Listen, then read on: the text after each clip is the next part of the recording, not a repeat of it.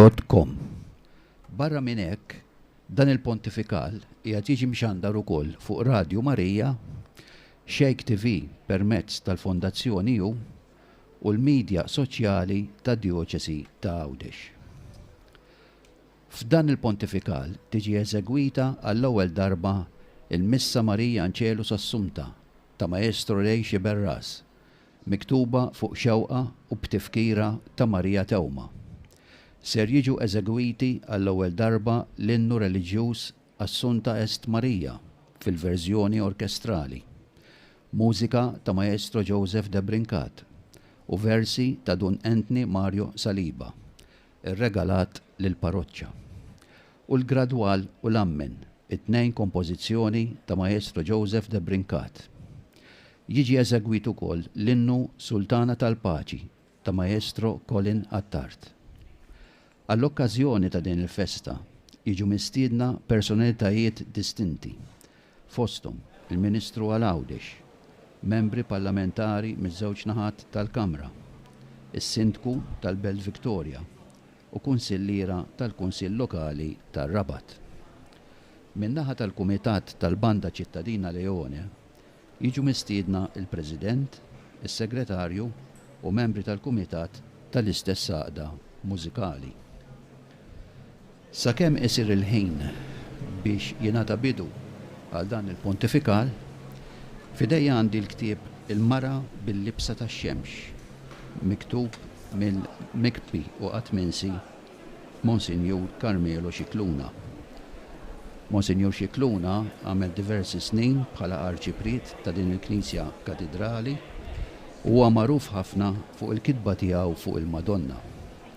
Fil-fatt dan il-ktieb għaw 13 l-artiklu kollha miktubin minnu kollha fuq il-Madonna, ġifieri nistgħu nsejħulu ktieb marjoloġiku. U għażilt wieħed minn dawn l-artikli u sakemm biex jiġi jibda il-pontifikal ħanaqraħħulkom. L-isem ta' dan l-artiklu huwa l-Assunta u l-Paċi. Il-paċi li ġabilna Ġesu fit-twelidu hija mibnija fuq il-ġustizzja, il-libertà, il-verità u l-imħabba. Il-Verġni Marija bitluħ tagħha fis-sema tallimna li ma nistgħux ngħixu f'atmosfera ta' paċi jekk hemm il-darba aħna ma nibnux ir-relazzjonijiet ta' bejnietna fuq il-ġustizzja, il-libertà, il-verità u l-imħabba. Ġustizzja. Il-bniedem bl-insubordinazzjoni tiegħu, blajta tiegħu kontra Alla marriġ naqdik, offenda l-ġustizzja divina li waslet li t-tieni persuna. Fis-sem tal-Missieru tal-Iben tal-Ispirtu Santu Amen. Lil Kristu Ġesu jitabba bl-inġustizzja tagħna. Dak li kien ġust jgħidilna San Pietru sar inġust minħabba s-supervja tagħna il-bnedmin. U dan kollu Kristu ġarbu biex mill-ġdid iħabbibna mal-Missier Alla. Jamilna paċi mal-mulej. Bi Kristu Alla ħabbeb kollox mill-ġdid miegħu. U f'dan il-proċess tal-ekonomija divina biex Alla iwarrab l-għadab tiegħu minn fuqna l-bnedmin, ħadet sem partikolari il-Verġni Marija fl-imkien ma' bina Ġesu. Il-medjatur waħdini bejn Alla u l-bniedem. Il-funzjoni subordinata tal-fidwa waslita biex toffri s-sem tagħha speċjali ħalli mill-ġdid issaltan fost il-bnedmin il-paċi, frott tal-ġustizzja. Il-fatt li l-Verġni Marija sofriet ma' bina Ġesu huwa jmut fuq is-salib, juri biċ-ċar li hija kienet għalina fl-ordni tal-grazzja.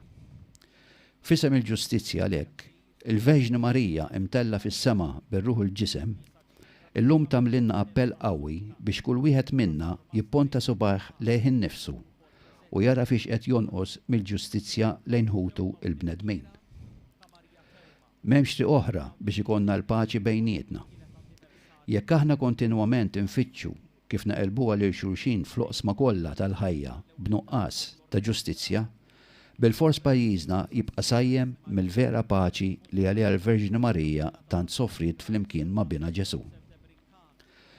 Il-libertà. Il-bniedem bid-nub tiegħu sar il-sir tax-xitan. M'hemmx jasar aktar kiefer minn dan għall-bniedem.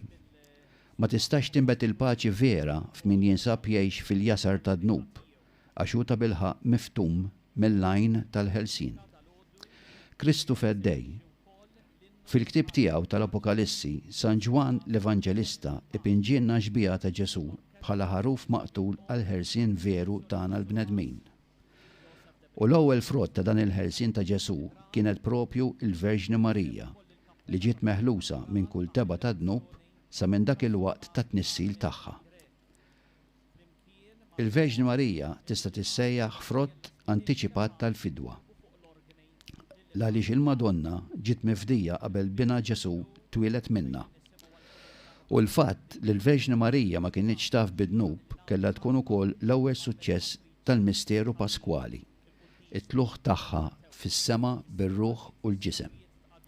Għalhekk aħna wlieda kull meta nqimu l-misteru ta' tluħ tagħha fis-sema bir-ruħ u l-ġisem, din l-om tagħna ħanina tallimna li l-paċi frott tal-vera libertà ma jikkonsistix fli aħna nippruvaw inħadnu l-Vanġelu it-timbrat bl-imprimatur, bil-verżjoni tal-konvenjenza tagħna, imma fli aħna insegwu dan il-Vanġelu sa fl-iċken dettal tiegħu.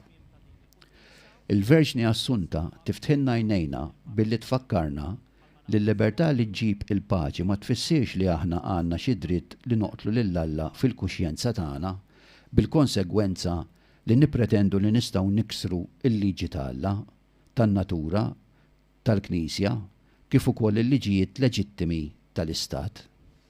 Fuq kollox, il-Verġni Marija Assunta, l-ewwel bniedma li gawdiet mill-frott tal-liberazzjoni li ġabilna Kristu, tirrikmandalna li biex fl-oqsma industrijali ikonna l-paċi.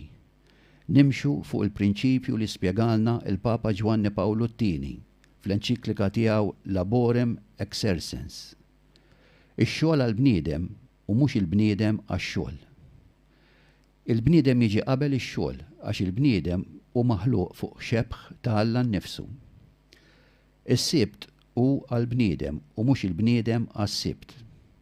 Twarbu fil-ġemp dan il-prinċipju fil-qasam industrijali, tkunu twarbu fil-ġemp il-vera paċi ta' Kristu. Din it-twissija tagħmililna l-Madonna f'kull waqt ta' ħajjitna biex niksbu il-vera libertà. Il-verità. Alla u l-istess verità. Fil-fatt, meta libes il-libsa tagħna l-bnedmin u ġie jagħmar fid-dinja tagħna, kienu stess l-istqar jien il-verità. U l-verità ta' dan Alla insibuha fir-revelazzjoni tiegħu stess. U veru li fil-kodba mqazza ma nsibu xejn ċar li l-Madonna ġiet mollija s-sema bir-ruħ u l-ġisem b'terminoloġija espliċita li l-Verġni Marija tgawdi dan il-privileġġ. Iżda tradizzjoni apostolika ma naqsitx li tallimna din il-verità. U t-tradizzjoni għandha valur aktar mill-istess kodba mqazza. Tantu hekk li kieku ma kienitx it-tradizzjoni aħna lanqas nafu bil-kodba mqazza. Bir-raġun mela, il-Papa Piju 12 fl-ewwel ta' Novembru tal-1950 għallem b'awtorità tas-sema li l-Verġni Marija Malla ġiet mollija fis-sema bir-ruħ u l-ġisem. Jien issa ħaniqafaw u ħanħallikom fi skitt ta' djarkom tisimgħu il-mużika tal-ftuħ ta' dan il-pontifikat.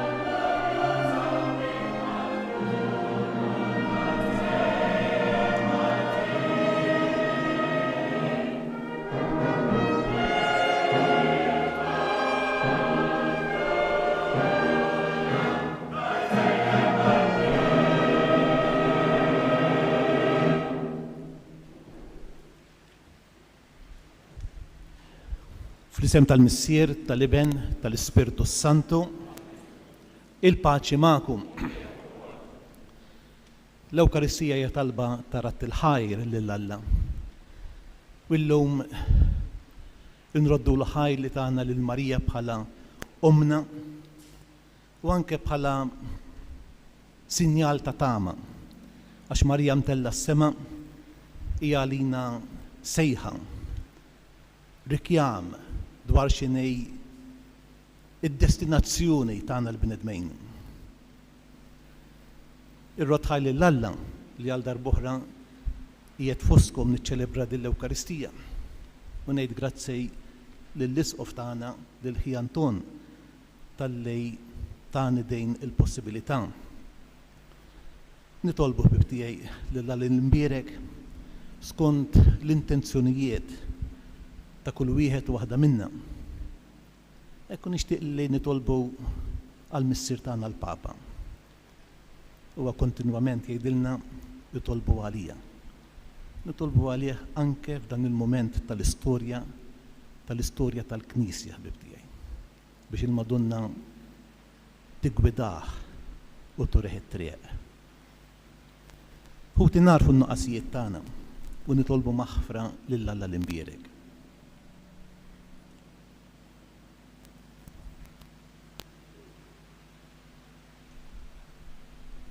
Nistqar l-Alla li jista' kollox u lilkom ħuti li jiena dnibt ħafna bil-ħsieb, bil-kliem, bil-email, billi ħallejt dmirijieti, ħtijat tiegħi bl-ikbar ħtijat tiegħi.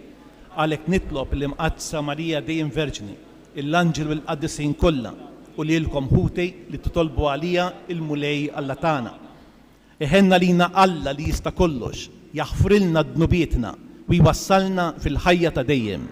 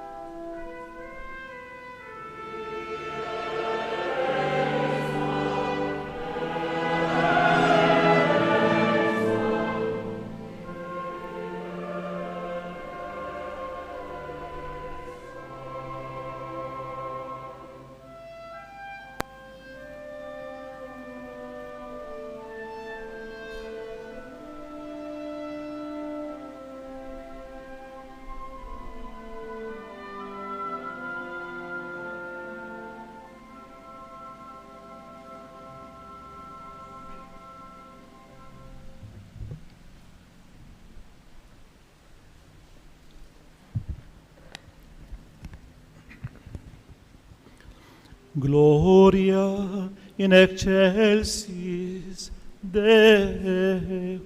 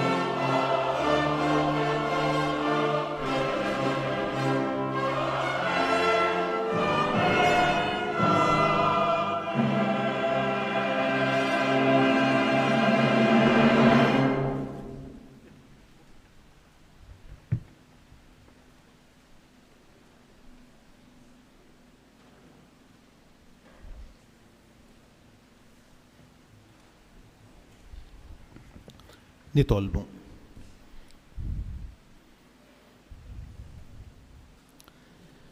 U Alla ta' dejjem li tista' kollox, inti tellajt fil-glorja tas-sema bir-ruħ u l-ġisem lill-Verġini bla teba Marija Omm ibnek. Għamil li ħsibijietna ikunu dejjem fil-ħwejjeġ tas-sema biex jistħu ilna sem magħha fil-glorja li tajta.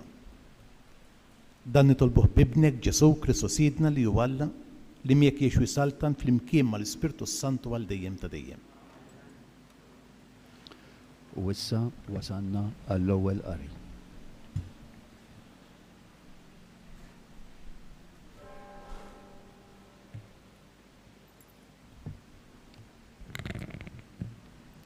L-ewwel qari mill-ktieb tal-Apokalissi. Infetaħ it-tempju ta' Alla li hemm fis-sema u deret l-arka tal-patt tiegħu fit-tempju tiegħu. U der sinjal kbir fis-sema, mara libsa x-xemx bil-qamar taħt riġleha u b'kuruna ta' 12 kewba fuq rasa. Hi kienet fitqala u bdiet tajjad bl-uġigħ tal-ħlas u tbagħti biex teħles. Imbagħad fis-sema der sinjal ieħor. Ara, dragun kbir mill-lewn in-nar, b'7 tirjus u 10 tiqrun, u b'7 diademi fuq rjusu. U b'dembu kienes waħda mit-3 tal-kwiekeb tas-sema u għaddabhom lejn l-art. U d-dragun marqat quddiem il-mara li kienet sa tilet biex kif tilet l-bina jibilgħu. U hi wildet iben, tifel, li kien għad irid jira l-ġnus b'xettru tal-ħadid. U bina ġie maħtuf għal quddiem Alla u quddiem it-tron tiegħu. U l-mara ħarbet fid-deżert. U smajt leħen qawwi fis-sema jgħid: Issa ġiet is-salvazzjoni u l-qawwa u s-saltna ta' Alla tagħna u s-seta tal-Messija tiegħu. Il-kelma tal-mulej.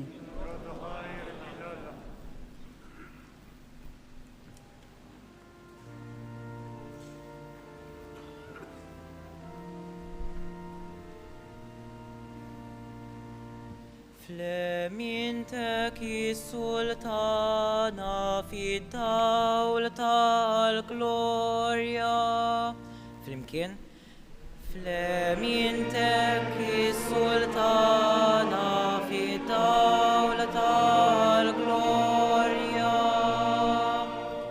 Bniet is-sultan joħorġu jilqawk. Flemintek is-sultana imżejna b'deb ta' Ofir. Flimkien. Flemintek is-sultana fid-dawl tal-glorja. Isma' binti u għati wieden insa il-ġensek u il-dar missirek. Flimkien. Flemintek is-sultana fid-dawl tal-glorja. Jitaxxaq is-sultan biġmielek u intaxu sidek għatima. Flimkien. Flemintek is-sultana fid-dawl tal-glorja. Anti s-sultan jeħduha biex bejbiet warajja. Jitfajlit li natawla bisħaba. Jittidu bajat ta' ferħu ta' ena. Jitlu fil-palazz ta' sultan. Flimkien. فلامنتك السلطانة في الدولة الجلوريا فلامنتك السلطانة في الدولة الجلوريا.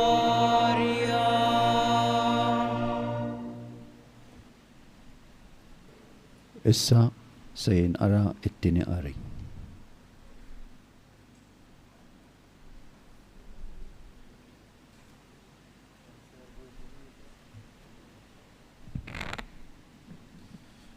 Tieni qari. Qari mill-littra ta' San Paolo Apostolu l-Korintin. Ħuti. Kristu kien imqajjem tassew mill-imwiet, l-ewwel fost dawk li raqdu. Għaliex jekk permezz tal-bniedem feġġet il-mewt, bi bniedem ukoll isseħħ il-qawmien mill-imwiet. Għax bħalma l-bnedmin kollha jmutu f'Adam, hekk ukoll jiksbu l-ħajja fi Kristu. Imma kulħadd skont kif imissu. L-ewwel Kristu, wara dawk li huma ta' Kristu, meta jerġa' jiġi. Imbagħad it-tmiem, meta Kristu jerħi s-sartna f'idejn Alla l-Missier wara li jkun qered kull ħakma u kull seta u kull qawwa. Għax jeħtieġ li hu jisaltan sa ma jqiegħed l-edewwa kollha taħt riġlejh. L-aħħar għadu li jinqered il-mewt. Il-kelma tal-mulej.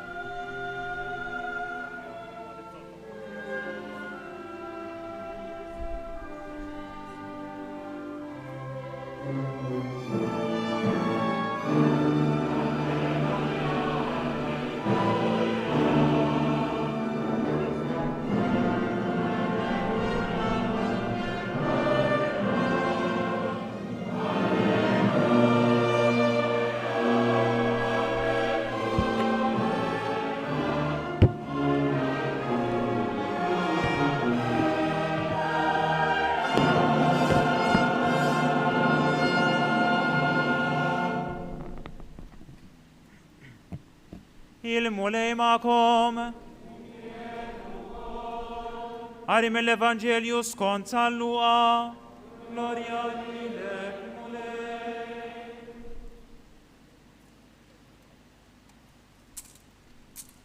Id-diaknu ta' dioċesi se jaqra issa l-Evanġelju. F'dawk il-ġranet, Marija qamet u marret ħaffef lejn l-oljiet f'belt tal-Ludija. Daħlet għand Zakkarija u selmet lil Eliżabetta. Malli Eliżabetta semet lil Marija s-selmila, it-tarbija qabżet fil-ġuf tagħha u Eliżabetta mtliet bl-Ispirtu Santu u nfexxet fajta kbira u qalet: Imbierka inti fost in-nisa u imbierek il-frott tal-ġuf tiegħek. U minn fejn ġieni dan li jom il-mulej tiegħi tiġi għandi? Għaxara, malli smajt f'widnejja leħen it-tislima tiegħek, it-tarbija li għandi fil-ġuf qabżet bil-ferħ. Iva, ħinja dik li jemnet li jseħħ kull ma bat jgħidilha il-mulej. Imbagħad qalet Marija: Ruħi tfaħħar il-kobor tal-mulej, u l-ispirtu tiegħi jifraħ falla s-Salvaturi tiegħi, għax hu xeħet għajnejh fuq iċ-ċokon tal-qaddejja tiegħu. Iva, minn issa l-qudiem kull nise li sejjaħli ħinja, għax is-Setani għamel miegħi ħwejjeġ kbar, qaddis u l-isem tiegħu. Iħnina tiegħu tinfirex f'kull żmien fuq dawk li jibżgħu minnu, u wera l-qawwa ta' driegħu, xerret lil dawk li huma mkabbra f'qalbhom. Niżżel is-Setana minn fuq it-tron tagħhom u wolla iċ-ċkejknin. Mela b'kull ġid lil minu bil-ġuħ u l-lonja bagħthom il-barra b'xejn. Ħaħsib Iżrael għaddej tiegħu għax ftakar fil-ħniena tiegħu bħalma wiegħed lil missirietna b'risq Abraham u nislu għal dejjem. Marija baqgħet ma' Eliżabetta għal 3 xhur u imbagħad reġgħet lura lejn dara. Il-kelma tal-mulej.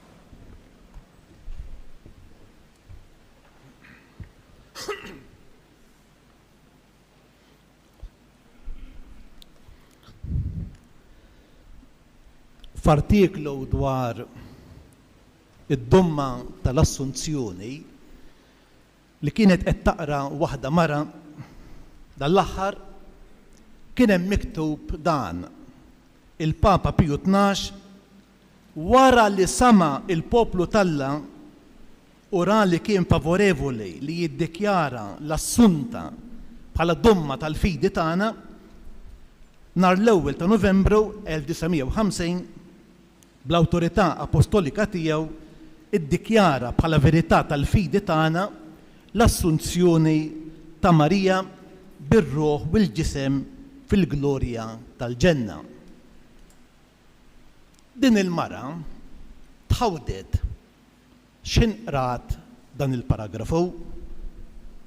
Iktar u iktar meta il-Papa għamel din id-dumma tal-fidi wara li sama lil poplu Talla.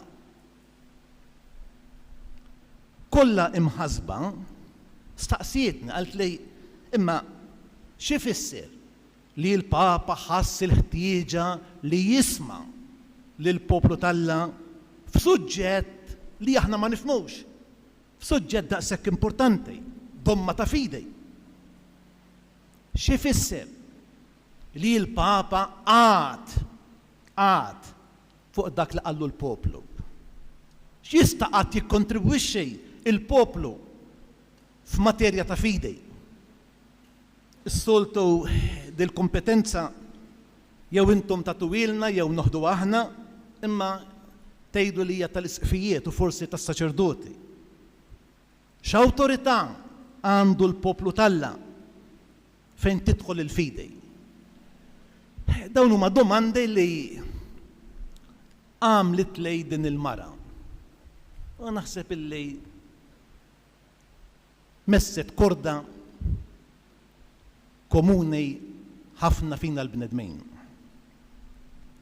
Għaliex verament dakinhar tad-dumma tal-Assunta il-Papa wasal għal din il-konklużjoni metodu tassew partikolari. M'hemm xejn fil-Vanġeli dwar kif Marija Ġesu temmet il-mixja tagħha fid-dinja. U għalhekk il-Papa bat kwestjonarju lill-isqfijiet kollha tad-dinja u talabhom parejr. Staqsihom jekk il-poplu Talla fid-djoċesi tagħhom kellhomx devozzjoni lejn Santa Marija. Staqsa jekk fid-djoċesijiet kienx hemm knejjes iddedikati lill-Assunta u jekk fil-15 ta' Wissu kienx tiġi ċċelebrata l-festa fġieħ Santa Marija. U l-isfijiet wieġbu. Hekk jiena nkun dieħel San Pietru, il-Bażilika, hemm lapida illi tfakkar meta l-Papa proklama din id-domma. U fija hemm l-ismijiet tal-isqfijiet illi wieġbu l-kwestjonarju. Fosthom hemm predeċessur tagħna. Eċċellenza. Hemm l-isqof Giuseppe Pace. Illi dakinhar wieġeb għal dan il-kwestjonarju u jfisser illi il-Papa sema il-leħen, il-vuċej tal-poplu tal-Lafawdix.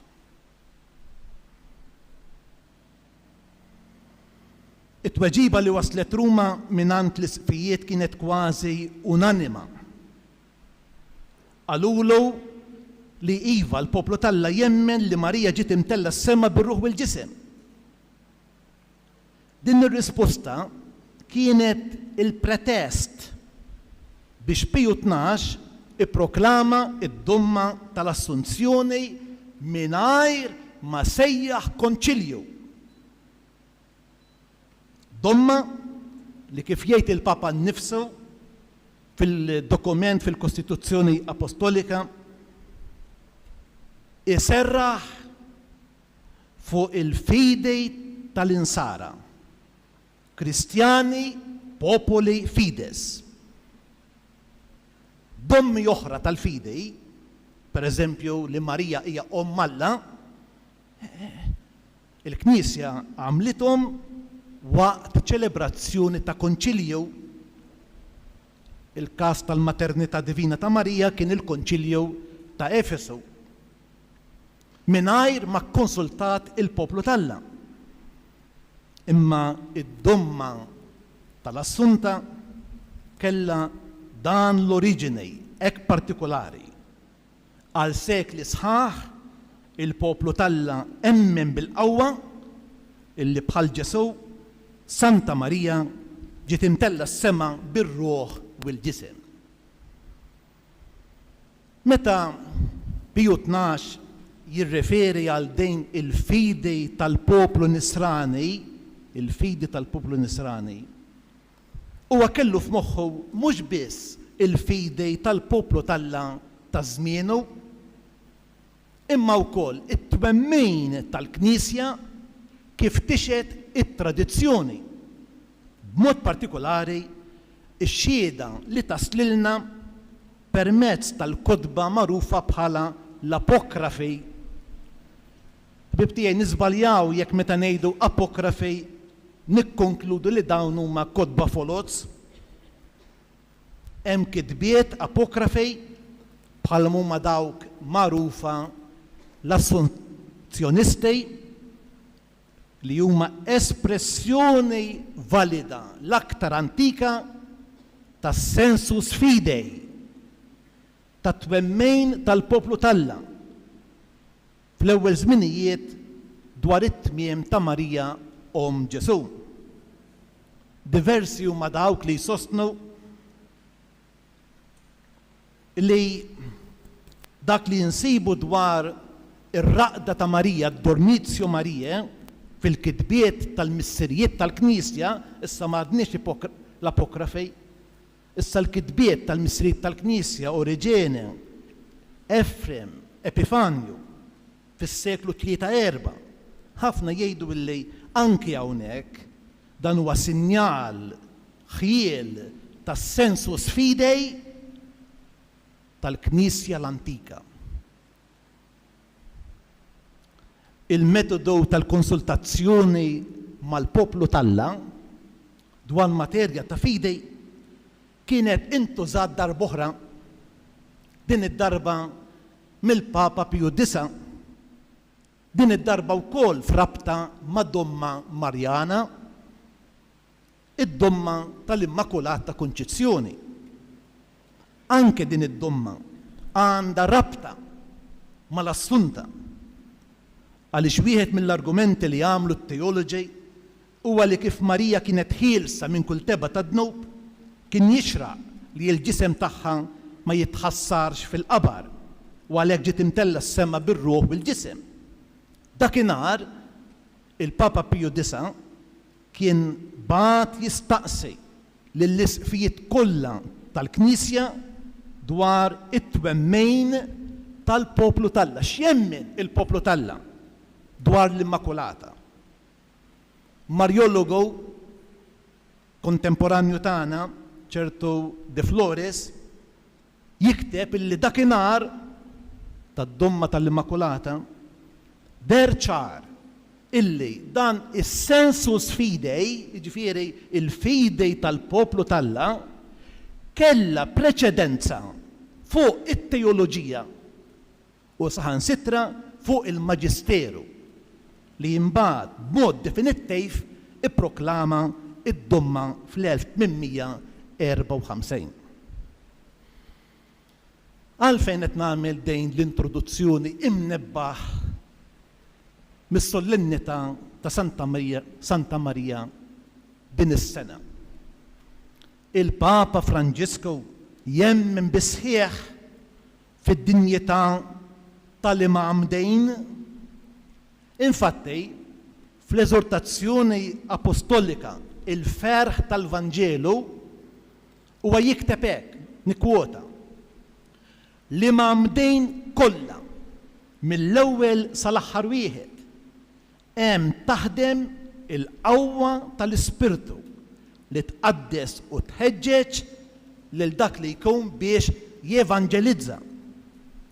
Il-poplu ta' Alla huwa għaddejs minħabba b'dik id-dilka li tagħmlu infallibbli f'dak li jemmen.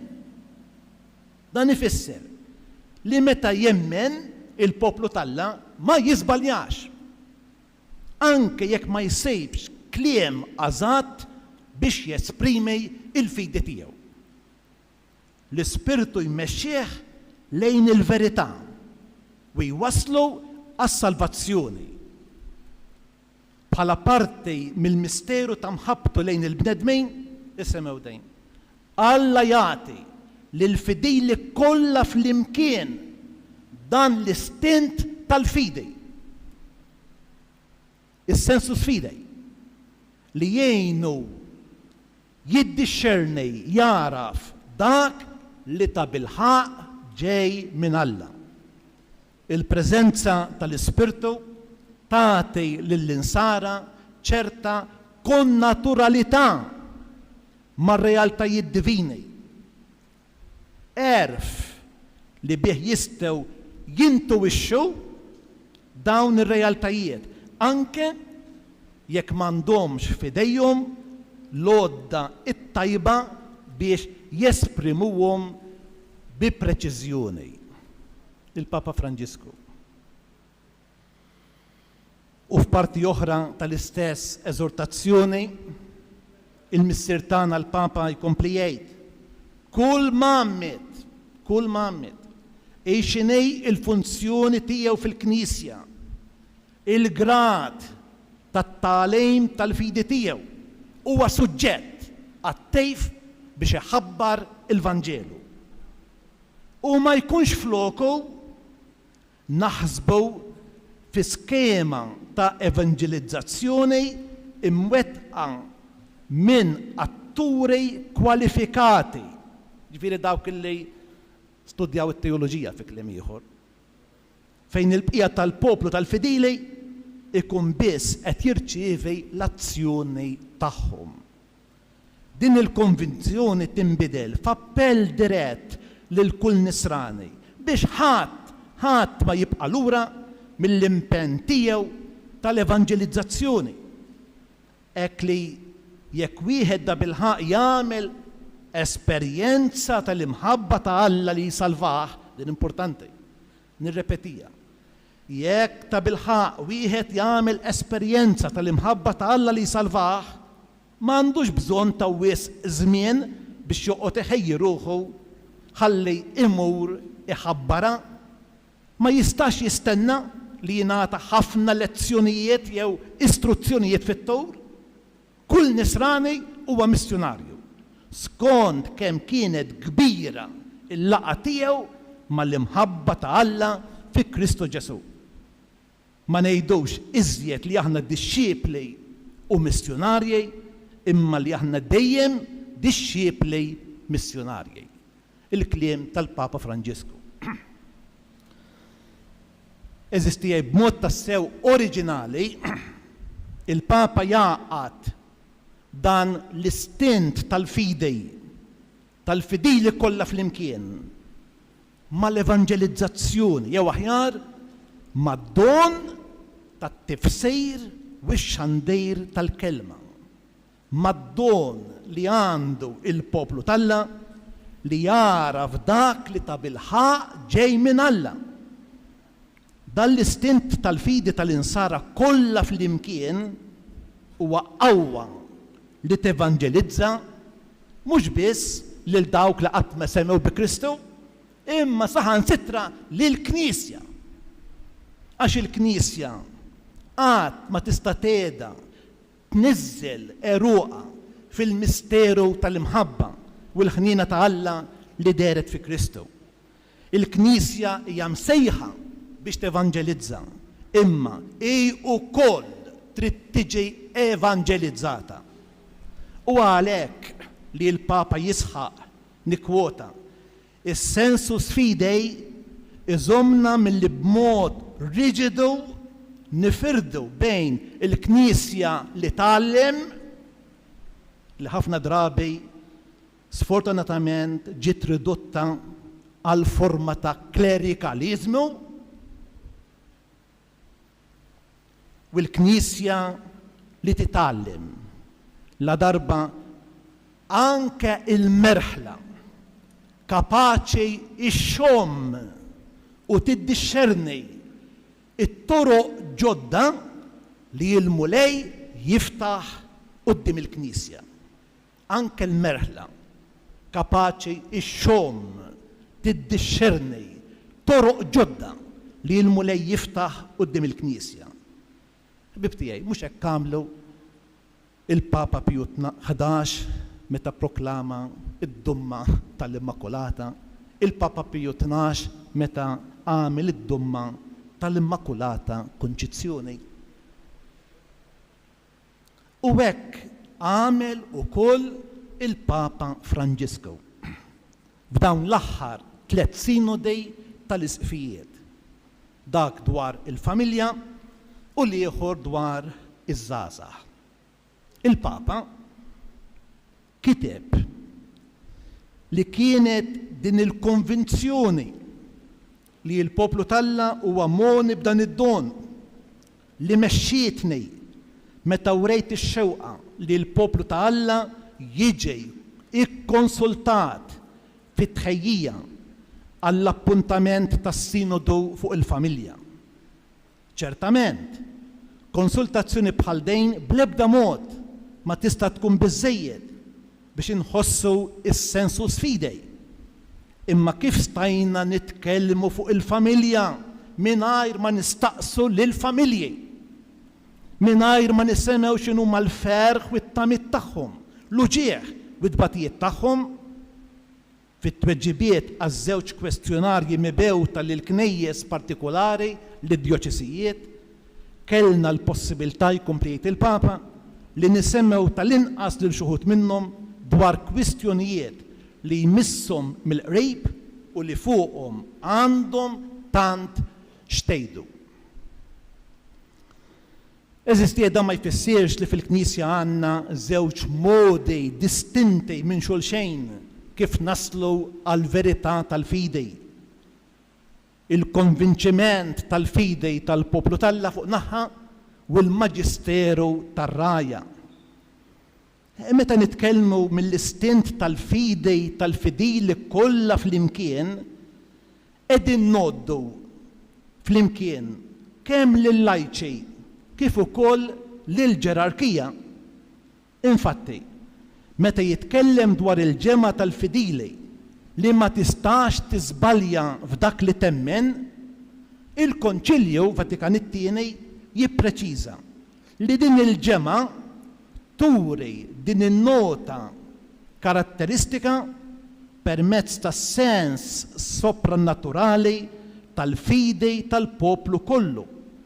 Meta l-fidili kollha mill-isfijiet tal-inqas fost il-lajċi jagħtu il-kunsens tagħhom fi ħwejjeġ ta' fidej u ta' morali.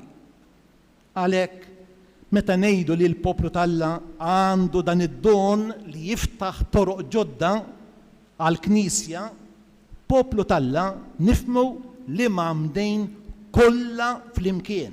U allura lajċi, ikkonsagrati, presbiteri, isqfijiet u papa. Ma jistax ikun hemm espressjoni awtentika tal-verità tal-fidej jekk dejn tasal biss minn grupp ta' persuni li huma miftuma mill-ġerarkija illi kif jgħid il-Konċilju għandha id-don ċert tal-verità. Meta qed nitkellmu mis-sem li għandu jagħti l-poplu tal-Alla għal ħajja tal-Knisja, ma jfissirx li ċikku l-poplu għandu l-jett li jgħid tiegħu jew li l-Knisja bħal donnu qiegħda ixxaqleb lejn is-sistema demokratika fejn il-maġġoranza tirbaħ fuq il-minoranza. Ħasra li hemm min jieħu vantaġġ minn dan il-ftuħ u jaħseb li għandu l-libertà tal-kelma biex jesprimi l-kritika tiegħu kontra l-istituzzjoni. Il-poplu tal-Alla jista' tassew jikkontribwixxi jekk verament qed jgħix il-fidej. Is-sem li kull min huwa mammet jista' jagħti jiddependi minn kemm huwa joħloq spazju fih innifsu bħalma għamlet Santa Marija għall-Ispirtu Santu. Għaliex l-istent tal-fidej mhux opinjoni, mhux gosti, mhumiex proġetti personali,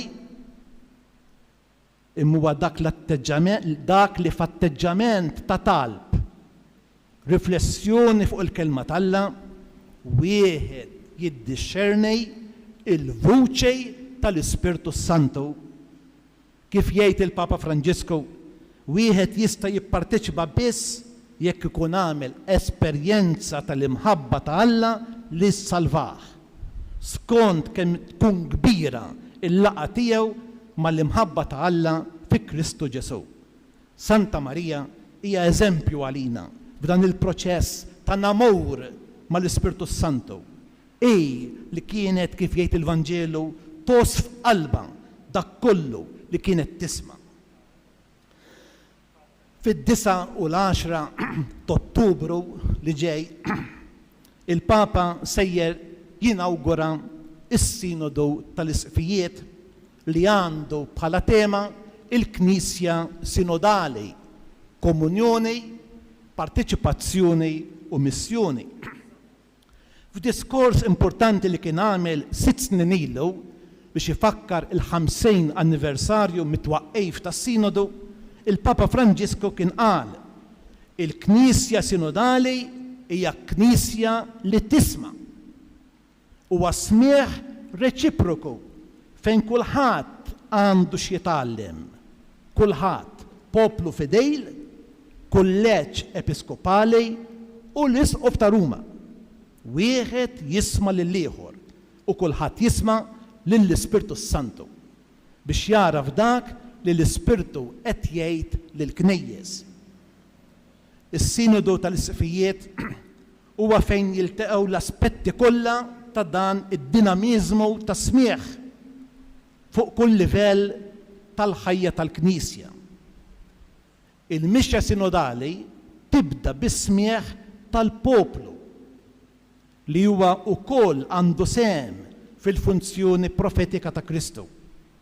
Is-Sinodu imbagħad ikompli il-mixja tiegħu billi nagħtu widen għal dak li jgħidulna ir-raja.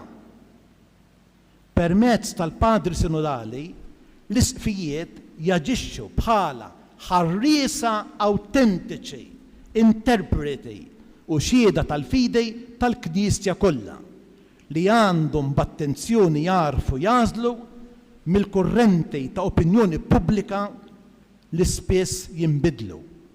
Fl-aħħar nett, il-mixja sinodali tilħaq il-qofol tagħha fis-smieħ tal-Isqof ta' Ruma, imsejjaħ jitkellem bħala raj u għalliem tal-insara kollha. Il-mixja sinodali tibda bis-smieħ tal-poplu, propju għax għandu dal-istint tal-fidej. Propju għalhekk, l-ewwel fażi tas-sinodu li ġej hija il-konsultazzjoni li ser issir mal-poplu talla kollu. Fil-ġimgħat li ġejjin, il-Papa sejjer jibatilkom dokument qasir bi kwestjonarju kif għamel Piju 12, kif għamel Piju 9. Importanti li dan il-proċess ta' konsultazzjoni jittieħed bis-serjetà u għadmejr tal-imamdejn li jieħdu sehem fih. Jekk li wieħed jisma' il-poplu Talla, ifisser li qed jisma' x'irid jgħid l-Ispirtu Santu lill-Knisja illum, jekk nittraskuraw dan il-proċess ta' smieħ, nkun qegħdin nagħlqu widnejna għall-Ispirtu. Huwa l-istess metodu li juża Piju 12 biex wassal għal proklamazzjoni tad-dumma ta' Santa Marija. Kif illum qegħdin nagħtu glorja lil Santa Marija bit-tluħ fis-sema bir-ruħ bil-ġisem għax dakinhar il-poplu Talla tkellem, eżistijaj, hekk ukoll huwa meħtieġ illum li l-poplu Talla għalenija f'komunjoni mal-Isqof u ma' Pietru iwassal il-vuċi tiegħu jew aħjar jagħmel eku tal-vuċi tal-Ispirtu li jammar fina biex jekk jgħin lill-Knisja fil-missjoni tagħha. Min iħobb lil Santa Marija ma jistax ma jħobbx il-Knisja. Id-devozzjoni lejn Santa Marija hija devozzjoni lejn il-Knisja. Għax kif jgħid Jean Gallo, kieku ma kienx hemm il-Knisja, ma kienx ikun hemm il-Verġini Omm Alla. Marija ntażlet biex tkun Omm Alla u għalhekk hija l-assunta biex tassigura li tissawwar dik il-ġimgħa ta' bnedmin salvati mill-feddej, il-Knisja. Hemm rabta li ma tinħalx li taqgħad lil Marija mad-destejn tal-Knisja. Is-sinodu tal-isfijiet li jmiss jaf ikun mument ta' kairos, mument ta' grazzja għal ġejjieni tal-Knisja. Għaliex ir-riflessjoni kollha ser tkun dwar x'passi, x'għażliet iridna nieħdu l-Ispirtu Santu biex inkunu Knisja sinodali, Knisja li timxi flimkien. Għalhekk, f'din is-solennità liturġika ta' Santa Marija, min qalbi nagħmel talba ħerqana lill-Assunta li jiżżejjen din il-Knisja katedrali tagħna u għadd ta' katedrali oħra imxerda mad-dinja kollha biex fil-waqt li żomm idejja fuq din il-missjoni li fdali l-Papa Franġisku tigwida lil poplu Talla biex bil-kuraġġ ma jediex jgħin lir-raja f'din id-djoċesi lill-Għażejs Isqof tagħna Anton fil-konverżjoni sinodali tal-Knisja Universali. Ikun infaħħar Ġesu Kristu.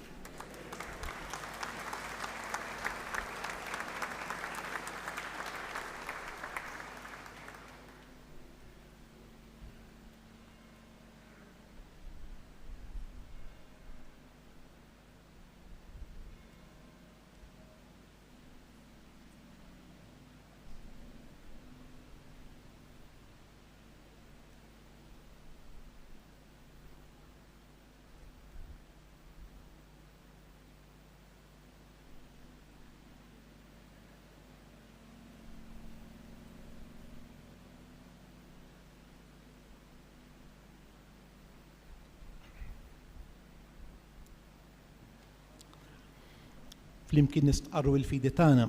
Jiena nemmen f'Alla wieħed il-Missier li jista' kollox li ħalaq is-sema u l-ard. Dak kollu li jidher u dak li ma jidirx. Mulej wieħed Ġesu Kristu, bejn waħdini ta' Alla, imnissel mill-Missier qabel kull żmien. Alla minn Alla, dawl minn dawl. Imnissel mhux magħmul. Natura waħda mal-Missier u bih sar kollu. Niżel mis-smawijiet għalina l-bnedmin u għal-fidwa tagħna. U ħal ġisem bis-setta tal-Ispirtu Sant minn Marija Verġni u sar bniedem, salbuh għalina, bata taħt Ponzio Pilat, mietu difnuh. Fit-tielet jum għamin bil-wiet skont il-kodba mqazza tal-sema qiegħed fuq il-lement tal-Missier u għandi jerġi bil-glorja biex jagħmel ħaq il-ħajjin u l-mejtejn. Is-saltna tiegħu ma jkollix tmiem. L-Ispirtu Sant mulej li għati l-ħajja li ġej mill-Missier u mill-liben. L-ma jqum weġġa fl-imkien mal-Missier u mal-liben u li tkellem fom il-profeti fi knisja waħda, qaddisa, kattolika, apostolika, nistqar b'mdija waħda għal mafra ta' dnubiet, nistenna l-qawma mill-wied, il-ħajja ta' żmien li ġej. Mulej Alla tagħna, inti għażiltna biex inkunu qaddisa u bla teba quddiemek fl-imħabba. Int iġġustifikajtna bi Kristu ibnek il-waħdini sabiex inkunu nistgħu nieħdu sem fil-ħajja tiegħek ta' Alla. Ilqa' talbna f'dan lejt ta' Santa Marija. Aħna u naraw fija bħala f'mera dak li nixtiequ nittamaw li nkunu fil-Knisja u fid-dinja. Għall-Knisja kollha sabiex bħal Marija tkun l-arusa ta' Kristu li tagħżel għalija l-istess xorti tiegħu u waqt li timxi fuq il-passi tiegħu fid-dinja tasal fis-saltna tas-sema fil-ħajja ta' dejjem ma' Kristu Rebbieħ nitolbu. Għall-bnedmin kollha sabiex iħarsu lejn il-ħajja ta' dejjem bħala l-milja tal-ħajja li għalija aħna msejħin fi Kristu li llum narawha tiddi f'Marija li ssieħbet ma' Ġesu bħala d-dixxiplu tiegħu f'din il-ħajja u r-rebbieħa miegħu fil-ħajja ta' dejjem nitolbu. Isma' nitolbu malejn. Għalina sabiex aħna u nikkontemplaw lil Marija li tieħu sehem fil-milja tal-ħajja ta' dejjem bil-qawmien mill-imwiet fi Kristu ngħixu ħajja qaddisa fuq l-art sa ma naslu ngawdu l-qawmien mill-imwiet fi Kristu nitolbu. Isma' nitolbu malejn. Għal pajjiżna li llum jiċċelebra l-Santa Marija bħala l-patruna ewlenija tal-Gżejjer Maltin sabiex bħala nkunu mera ta' ħajja qaddisa u fostna jsaldnu il-ġustizzja, is-sliem u r-rispett lejn il-ħajja tal-bnedmin nitolbu. Mulej Alla nitolbuk tatina l-grazzja li kif aħna narfuk, inħobbuk u nadurawk b'din il-ħajja, naslu li narawk wiċċ imbiċ fil-ħajja ta' dejjem fl-imkien ma' Marija bi Kristu Siedna.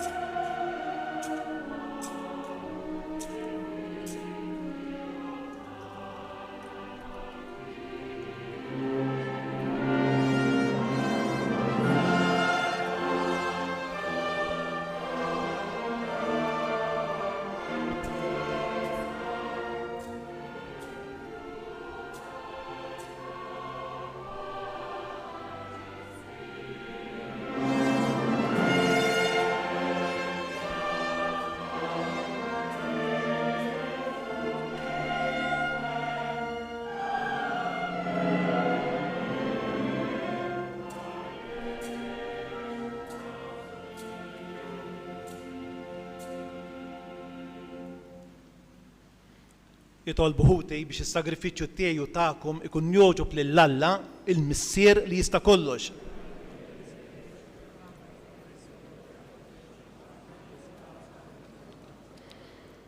Titla' quddiemek mulej l-offerta tagħna għaddejja fidili tiegħek, għamel li l-Verġni imqazza Marija imtella is-sema tidħol għalina quddiemek bit-talb tagħha biex qlubna jitkebsu bin-nar ta' mħabbtek bi Kristu Sidna. Il-mulej magħkom. Nerfew qlubna l fuq. Niżu ħajr lill-mulej Alla tagħna. Sewwa u xieraq tas-sew, mulej Missier Qaddejs, Alla ta' dejjem li tista' kollox. Tajjeb u ta' ġej tas-salvazzjoni tagħna li dejjem u kullimkien irroddulek ħajr bi Kristu Sidna. Għaliex illum il-Verġni Alla ġiet imtella fis-sema bħala bidu u ġbija tal-Knisja tiegħek fil-milja kollha li għad tidher fiha. B'hekk hija saret ġbija ta' tama sħiħa u ta' faraġġ għall poplu tiegħek fil-mixja tiegħu fuq l-art. Għax int kif kien xieraq ħliest mit-taħsejr tal-qabar lil dejk li b'mod tal-għaġeb tat lid-dinja bħala bniedem l-awtur ta' kull ħajja Ġesu Kristu Sidna. Għalhekk nissieħbu mal-qtajja tal-Anġli u b'ferħ kbir infaħruk u nkantawlek.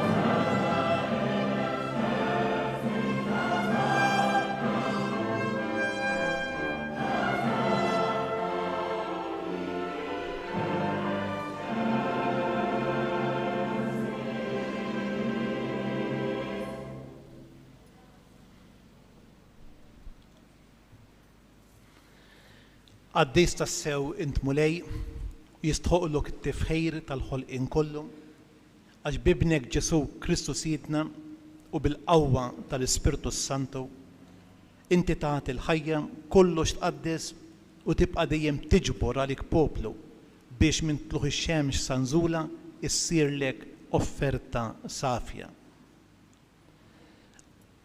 Għalhekk mulej ġejna quddiemek bla l-offerti biex ikunu konsagrati lilek. Miċ-ċokun tagħna nitolbuk qaddishom bl-ispirtu tiegħek biex isiru l-ġisem u d-demm ta' ibnek Ġesu Kristu Sidna li bi kmandament tiegħu qegħdin niċċelebraw dan il-misteru. Għax hu fil-lejl li fih ingħata għalina ħal-ħobs rat il-ħajr bierek qasam ta' lid-dixxipli tiegħu u qal: ħudu u kulu bil-koll minn dan għax dan huwa ġismi li jingħata għalikom.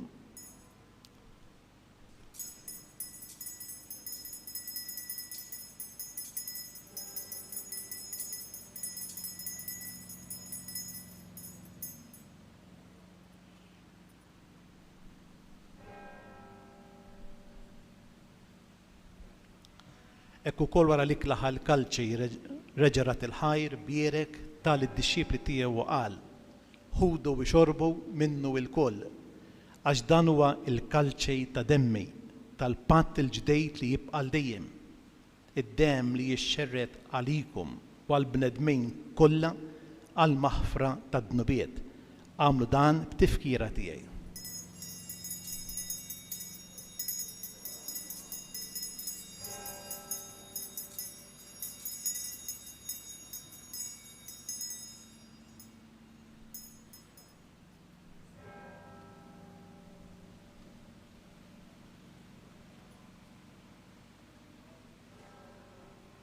Dan hu l-misteru tal-fid.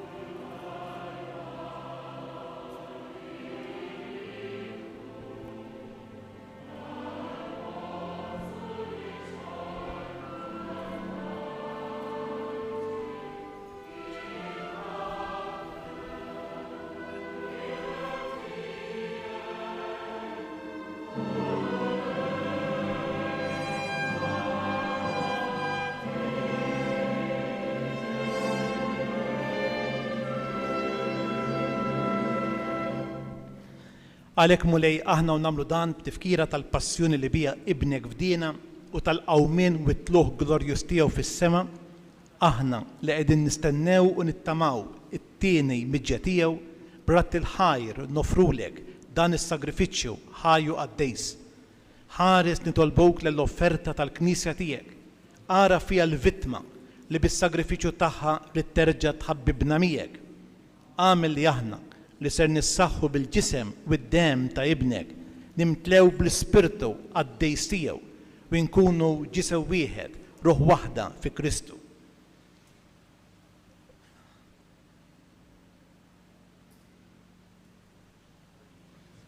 Nitolbuk li hu jagħmel minna offerta li tibqa' dejjem quddiemek biex nkunu nistgħu niksbu l-wirt mal-magħżulin tiegħek, mal-Verġni Mqazza Marija Omm Alla, San Giuseppe ir-raġel tagħha, l-Apostli u l-Martri Glorjużi tiegħek u l-qaddisin kollha li kif nittamaw jidħlu dejjem għalina quddiemek. Għamel nitolbuk mulej din il-vittma li terġa' tħabbibna miegħek tkun taslim u salvazzjoni għad-dinja kollha. Wettaq fil-fidi u fl-imħabba l-Knisja tiegħek tul il-mixja tagħha fid-dinja. Għaddej tiegħek il-Papa Franġisku, l-Isqof Tan Anton, il-Kardinal Mario, l-isfijiet u l-ministri kollha tiegħek u l-poplu kollu li inti ksibt għalik.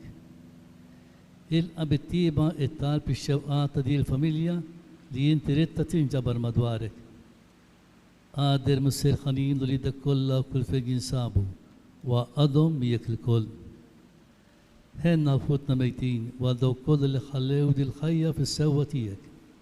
Daħħalhom fis-satna tiegħek fejn nittamaw li aħna wkoll qed naslu biex ikoll flimkien itax u għal dejjem bis-seħħ tiegħek bi Kristu Sidna li bih ntfawwar id-dinja f'kull ġid.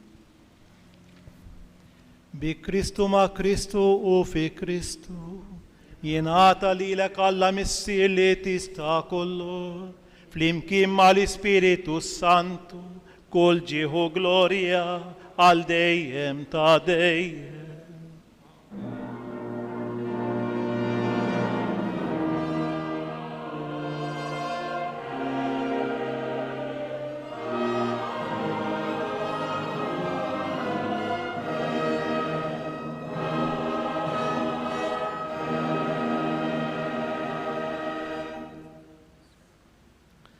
Ejjew nitolbu bit-talba li għallimna il-Mulej Ġesu.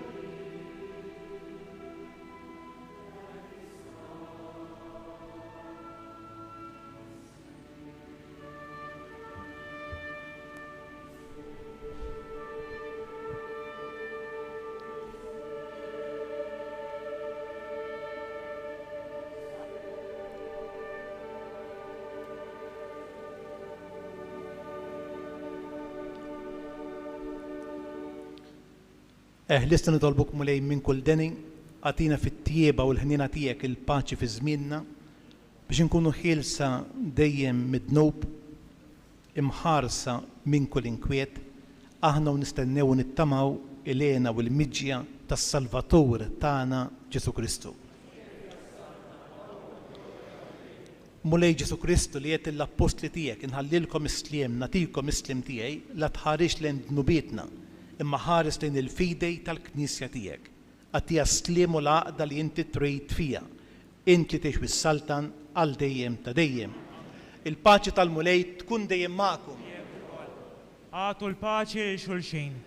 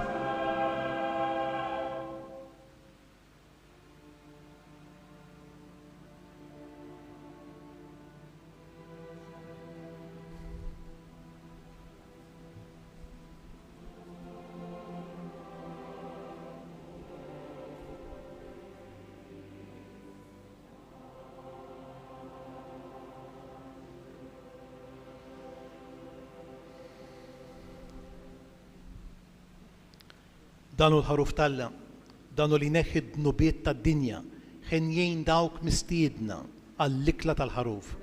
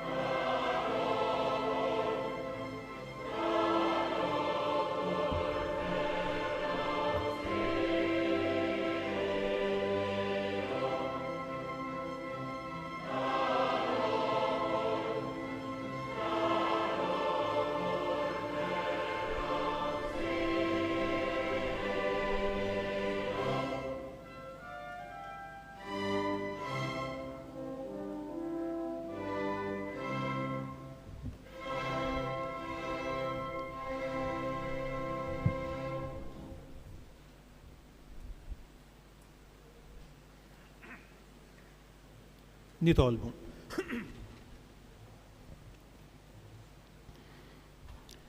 Qarbilna mulej bis-sagrament tas-salvazzjoni tagħna, għatina l-għajnuna tat-talb tal-Verġni Mqazza Marija mtella fis-sema, ħalli naslu fil-glorja tal-qawmien għal-ħajja bi Kristu Sidna. Amin. Noqogħdu bil-qiegħda. Issa wasal il-ħin biex Monsinjur Arċipriet ħajħabbar dawk il-persuni li se jieħdu l-medalja fġieħ il-parroċċa. Eminenza, huwa ta' ferħ kbir kemm għalija kif ukoll għall-Arċidjaknu u l-Kapitu tal-Katedral, għall-Arċipriet, għan-nies ta' din il-parroċċa li ċċelebrajt magħna l-Ewkaristija dal-għodu.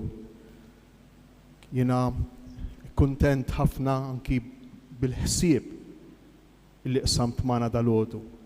Ħsieb sabiħ li minnu aħna l-koll nixtiequ nieħdu impenn. Impenn mal-Papa Franġisku, però rrappreżentat fil-persuna tiegħek dal-għodu hawnhekk qudiemna. Nixtiequ nieħdu l-impenn illi verament inkunu knisja waħda, saċerdoti reliġjużi u lajċi flimkien, ċirkulazzjoni ta' karizmi, il-koll flimkien, il-Knisja mixtana l-qassisejn, il-Knisja mi taħat ibiss il-ġisem mistiku ta' Kristu magħmul minn diversi karizmi, minn diversi doni li huma aħna l-koll. U nixtiequ nieħdu tal-impenn miegħek dal-għodu. Irridu nkunu knisja mhux biss fid-djoċesi tagħna sinodali, imma wkoll parti mill-Knisja Universali, irrappreżentata fik u minnek inti li qiegħed timmotiva, li qiegħed tanima dall-aspett hekk importanti, hekk essenzjali tal-Knisja ta' Ġesu. Għalhekk mhux biss inroddulek ħajru nirringrazzjawk għal din l-Ewkaristija li qsamt magħna dal-għodu, imma wkoll nixtiequ nweduk it-talb illi ma jibqax biss talb paroli, imma jsir azzjoni, jsir commitment, għażla impenn ta' ħajja. Grazzi mill-qalb.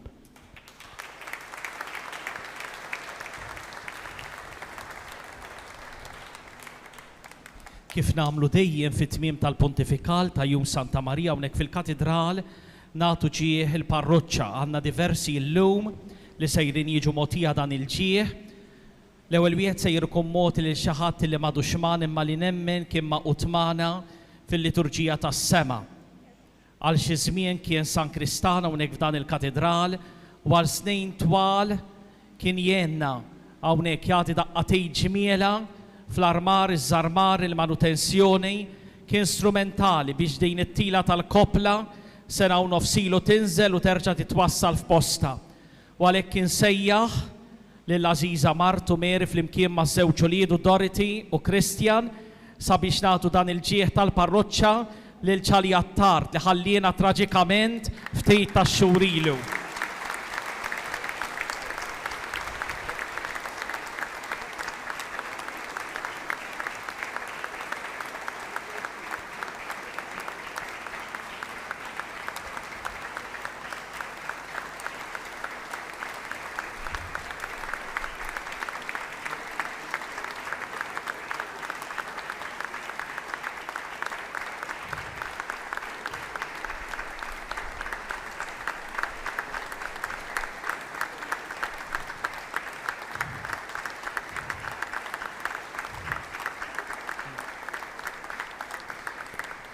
Insejjaħ issa parruċċan illi wara li temm il-karriera tiegħu bħala għalliem ta' diversi ġenerazzjonijiet ta' żgħażagħ ħawċin, iddedika flimkien ma' martu ħafna mill-esperjenzi tiegħu meta irtira mix-xogħol għall missjoni.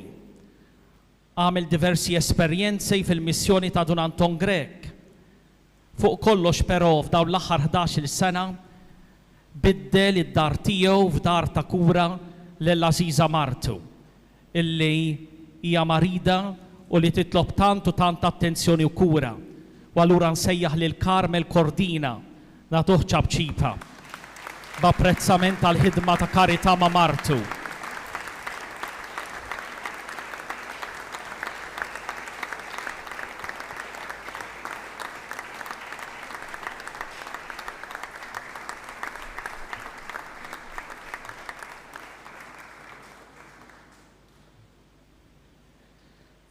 insejjaħ issa koppja illi għamlu il-ħajja tagħhom kollha kemm hawnhekk fil-komunità tagħna, rabbew lil uliedhom fl-għożża tal-fidi u li tulidhom u dejjem għarfu jagħtu kontribuzzjoni lil din il-komunità apparti mill-preżenza tagħhom illi żgur ma kienitx indifferenti. Illum Marija tinsab fil-glorja tal-ġenna u għalhekk insejjaħ lil għażiż żewġa Censu Grek li flimkien ma' martu sejrin jingħataw anke dan il-ġieħ tal-parroċċa.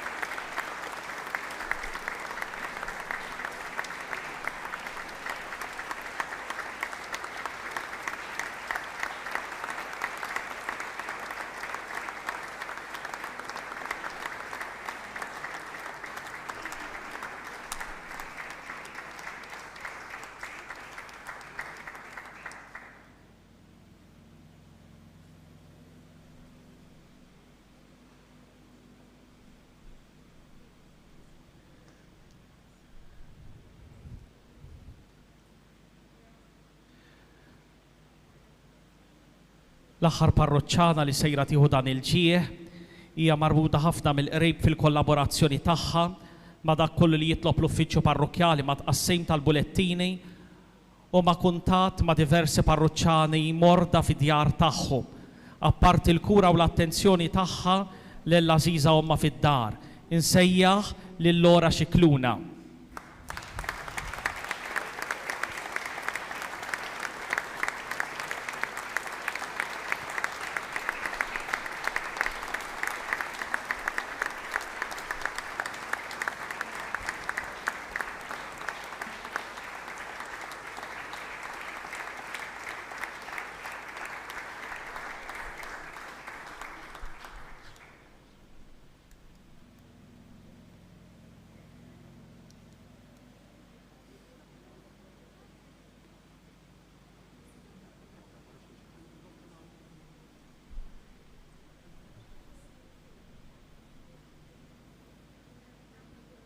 Nieħu din l-okkażjoni sabiex ngħid grazzi lill-eminenza tiegħu il-Kardinal kif ukoll lill-Isqof tagħna dan il-grazzi f'isem l-Arċidjaknu l-Kapietlu, il-Kunsill Parrokkjali, il-Katekisti tal-Parroċċa u daw kollha li jservu jaqdu hawnhekk fil-Katedral. Waqt illi f'isem dawn ħuti nagħtikom il-festa tajba li lkom awtoritajiet ċivili, is-Sindku tal-Belt Victoria kif ukoll il-membri tas-Soċjetà Filarmonika Leone. Infakkarkom li issa dritt wara din il-quddiesa fil-11 ikollna quddiesa oħra għat-tfal u l-familji, imbagħad l-aħħar waħda tkun f'nofsinhar. Il-lejla fl-4 jkollna quddiesa bl-Ingliż, fil-5 quddiesa oħra, fis-6 jkollna il-kant tat-tieni Jasar u fis-7 jkollna ċelebrazzjoni bis-sem tal-Banda Leone illi tala bil-barka Ewkaristika. Sabiex imbagħad fit-8 ikollna l-aħħar quddiesa immexxija mill-Isqof tagħna. Minn qalbi nawguralkom il-festa tajba u jalla Santa Marija tkun verament sinjal ta' tama, sinjal ta' faraġġ, sinjal li mhux kollox sejjer jispiċċa ma' din il-ħajja, imma hemm ħajja bil-bosta isbaħ tistennina. Viva Santa Marija!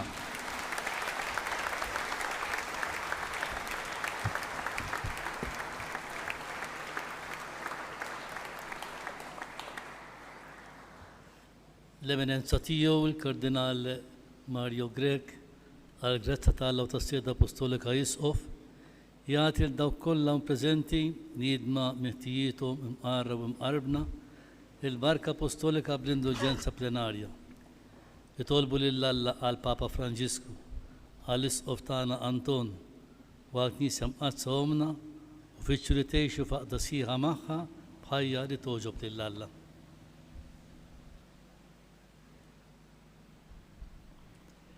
Precibus et meritis, Beate Maria Semper Virginis, Beate Michaelis Arcangeli, Beate Ioannis Baptiste, Sanctorum Apostolorum Petri et Pauli, et omnium Sanctorum Miseriatur Vestra Omnipotens Deus, et dimissis peccatis vestris, pertugat vos ad vitam aeterna. indulgentiam absolutionem et remissionem peccatorum vestrorum, tribet vobis omnipotens et misericords Domino. Et benedictio Dei omnipotentis, Patris et Filii et Spiritus Sancti, discendat super vos et maneat semper. Morru fil-paċi ta' Kristu, irrodu ħaj.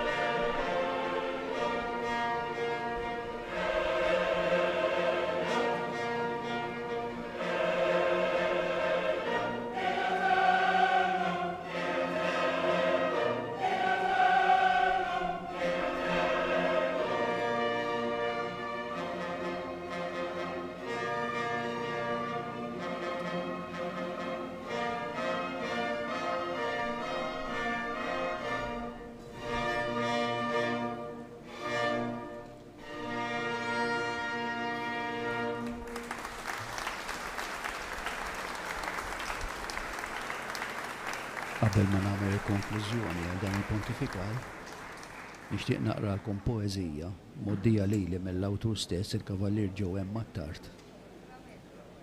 Nixtieq nfakkarkom illi s-Sur Attart jikteb poeżija kull sena għal festa ta' Santa Marija. U l-poeżija ta' dis-sena semmija Isliem għas-Sunta Marija li ħlistna mill-pandemija. Evviva Marija Assunta, illum ngħidu ferħanin, għaliex naħseb qrib ninsabu mill-imxija meħlusin. Ma jistax ikun mod ieħor għaliex inti l-om setana li kif aħna lejk induru inti tisma' it-talb tagħna. Fis-smawiet indejjem lesta biex bil-ferħ tidħol għalina u kif jista' jkun mod ieħor verġni mbirka u ħanina. Lil dal-poplu int fl-modi li l-ħlist mill-pesta u mart għaliex int it-teżoriera reġina tas-sema u l-art.